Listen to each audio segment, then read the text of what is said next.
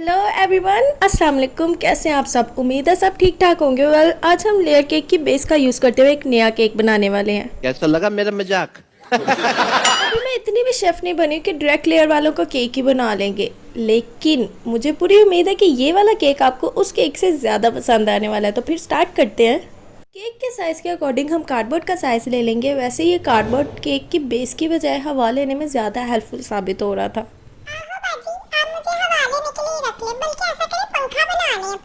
अच्छा भाई साहब, हौसला रखें, तुसी तो गुस्सा ही कर गए जे।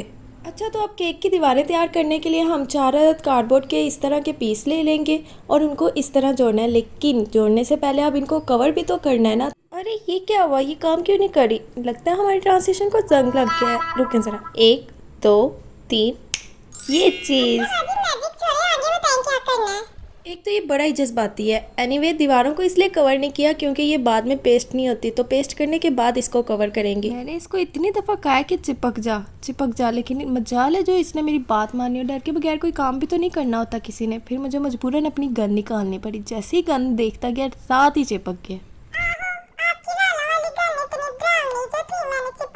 अच्छा जी, खैर इसको जल्दी जल्दी से पेस्ट कर लेंगे और उसके बाद इसके ऊपर ब्लैक चार्ट जो हमने बेस के ऊपर चिपकाया था, सेम वही चार्ट इसके ऊपर पेस्ट कर देंगे। एक तो यार मुझे ये बात समझ नहीं आ रही थी कि मेरी वॉइस से ज़्यादा ये बैकग्राउंड की नॉइस क्यों कवर कर रहा था। खैर छोड़ो, जैसे इसकी मर्जी। अच्छा, जो लोग इस हॉट ग्लू से काम करते हैं ना, हॉट ग्लू, गन ग्लू, मुख्तलिफ नामों से बुलाया जाता है इसको।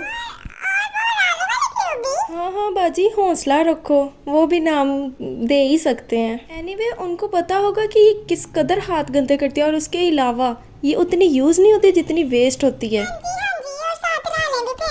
बाजी बस कर, क्यों दिमाग और मूड दोनों खराब करने की प्लानिंग की हुई है तुमने? अच्छा, अब जो ये लेयर 1 हमने रेडी किया है, इसको बेस के साथ पेस्ट कर देंगे और ऊपर से अच्छे से प्रेस कर देंगे ताकि ये अलहदा ना हो जाए।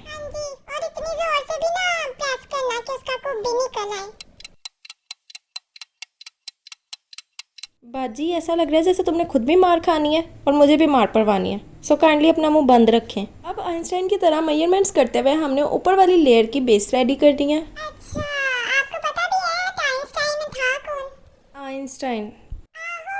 वही। मुझे क्या पता कौन थे, बस ऐसे ही मेजरमेंट्स करते करते मशहूर हो गए होंगे। अच्छा। हाँ जी, अब अपनी बूथी बंद कर लें।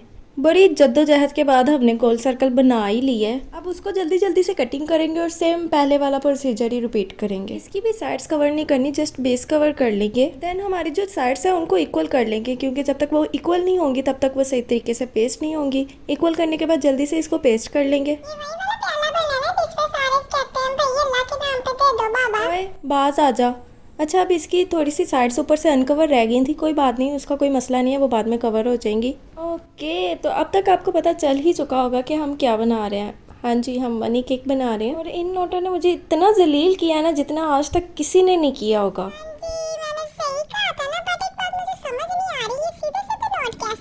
जी, इसकी मुझे फुल कॉपी चाहिए थी, वो कॉपी नहीं मुझे कहीं से मिली थी, इवन के बैंक में भी नहीं थी। अच्छा, तो अब इनको राउंड राउंड घुमाते जाना है और इस तरह का सिलेंडर रेडी कर लेना है। अब केक की टॉप पे लगाने के लिए बटरफ्लाई बनाएंगे। बटरफ्लाई बनाने के लिए 2 नोट यूज़ होंगे, एक बटरफ्लाई की टॉप के लिए और एक बटरफ्लाई के बॉटम के लिए। बटरफ्लाई बनाने का तरीका बहुत ही आसान और सिंपल है और देखने में ये उतनी ही ज़्यादा क्यूट लगने वाली है।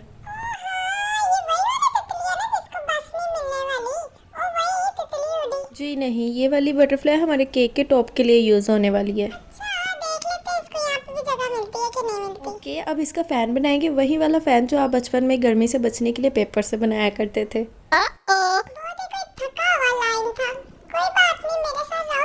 Shut up. बटरफ्लाई का ऊपर वाला फेदर बनाने के लिए उसको इस तरीके से फोल्ड करेंगे और वही वाला प्रोसीजर रिपीट करेंगे जो पहले फ़ैन वाले के साथ किया था। इसके बाद कोई भी कॉपर वायर लेके इसको इस तरीके से फोल्ड करेंगे। थ्रेड की मदद से भी आप फोल्ड कर सकते हैं, लेकिन ग्लू नहीं लगानी, क्योंकि इसके बाद आपने इसको खोल के चीज़ भी तो लेनी है ना। ग्लू सिर्फ आपने बीड्स लगाने के लिए यूज़ करनी है। इसी तरह बाकी की बटरफ्लाईज भी रेडी कर लेंगे। क्योंकि ये पेपर बटरफ्लाई है तो ये खुद ब खुद तो फ्लाई नहीं करेगी ना, इसलिए इसको फ्लाई करने के लिए कुछ ना कुछ तो करना पड़ेगा। तो बुके स्टिक लेके आपने इसके पीछे पेस्ट कर देनी है। एंड फाइनली हमारी केक की डेकोरेशन का टाइम आ ही गया। डबल साइडेड टेप लेके आपने पूरे केक के ऊपर लगा लेनी है, सेम इस तरीके से। क्योंकि इसकी विड्थ ज़्यादा है तो इसलिए हम इसको हाफ कर लेंगे। और इसी तरह जो से नोट्स हमने फोल्ड किए थे उसको केक की सारी तरफ लगा लेने। वेल ये ब्राउन तो नहीं है लेकिन चॉकलेट का काम कर रहे हैं।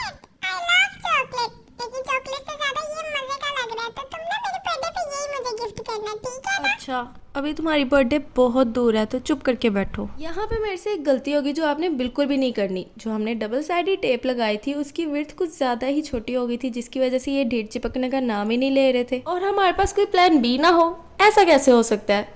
फिर हमने इसको ग्लू गन के साथ लगा दिया, लेकिन आपने ये ख्याल रखना है जोन से भी आपने ग्लू यूज़ करनी है वो बहुत ही थोड़ी अमाउंट में यूज़ करनी है, क्योंकि बाद में ये इजीली उतारे भी जा सके। और यहाँ पे जो हमें मिनते तरले करके नोट मिले थे वो भी कम पड़ गए थे। फिर मैंने सोचा चलो बाकी का काम पहले कर लेते हैं, ये नोट वाला काम बाद में कर लेंगे जब वो मिलेंगे। सो यहाँ पर हम केक की टॉपिंग के लिए आर्टिफिशियल फ्लावर्स का इस्तेमाल करेंगे। रिबन फ्लावर्स का इस्तेमाल भी हो सकता है, लेकिन यहाँ पे फिलहाल हम आर्टिफिशियल फ्लावर्स यूज़ करें। अब अपनी फुप्पो के घर से ना इसको चुरा के ले आना, मार्केट से इजीली मिल जाते हैं ये। वेल ये फ्लावर्स जो मैंने यूज़ किए थे ये वेलवेट के थे और इसका कलर इतना अमेजिंग था ना कि ये रियल से भी ज़्यादा अच्छे लग रहे थे। और ग्लिटर वाले फ्लावर्स की तो शाइन ही अलग थी। और साथ ही कुछ आर्टिफिशियल लीव्स भी ले लिए थे हमने। अच्छा यहाँ पे मोस्ट इंपॉर्टेंट थिंग होती है कि जो चीज़ आपने जहाँ पे पेस्ट करनी हो ना उसको वहाँ पे पहले सेट करके देखना होता है। जोन से फ्लावर या कोई भी चीज़ आप पेस्ट कर रहे हैं वो जहाँ पे अच्छी लग रही है उसको वहाँ पे पेस्ट करें, बिकॉज अगर पेस्ट करने के बाद आपको कोई चीज़ अच्छी नहीं लग रही है तो फिर उसको उतारने में प्रॉब्लम आ सकती है। ये फ्लावर की टॉपिंग करने के बाद अब जो मोस्ट इंपॉर्टेंट काम है ना वो इनको बांधना है, क्योंकि ये बार बार भागी जा रहे थे।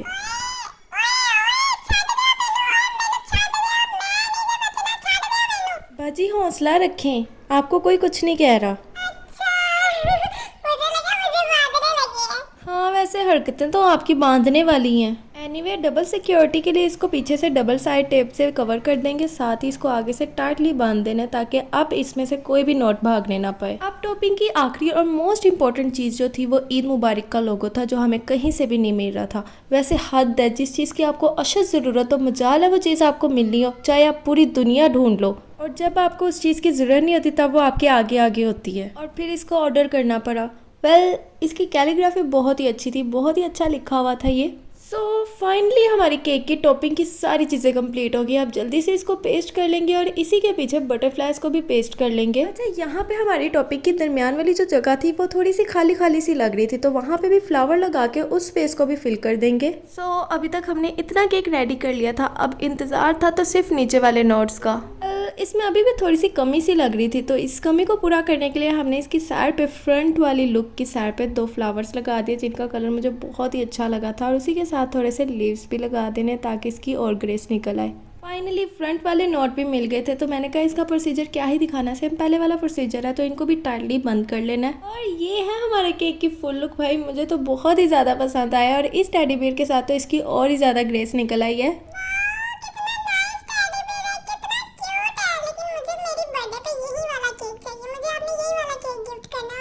अच्छा जब तुम्हारी बर्थडे आएगी ना तब देखेंगे। वेल ये cake as a birthday gift भी डिकोर हो सकता है और एज अ वेडिंग गिफ्ट भी, जैसे मर्जी इवेंट के लिहाज से डिकोर करवा सकते हैं। तो फिर मिलते हैं नेक्स्ट ऑर्डर के साथ, तब तक के लिए अल्लाह हाफिज़।